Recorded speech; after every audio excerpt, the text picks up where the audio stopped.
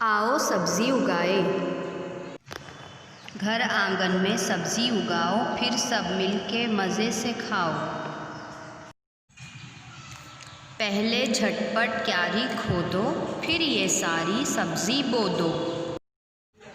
कद्दू, करेला, अरवी, आलू, बैंगन, टिंडा और रतालू, मूली, गाजर, शलगम, तुरी, लाल, हरी और गोरी गोरी, धनिया, मिर्ची, लहसुन, अदरक, हरियाली है आँख की ठंडक।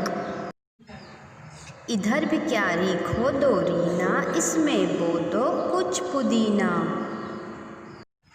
जाओ लोटा लाओ रानी, बीजों को देना है पानी। लौकी बोई, खीरा बोया, मेथी, पालक, भिंडी, सोया। देखो तो क्या खूब मज़ा है, सारा आंगन हरा भरा है।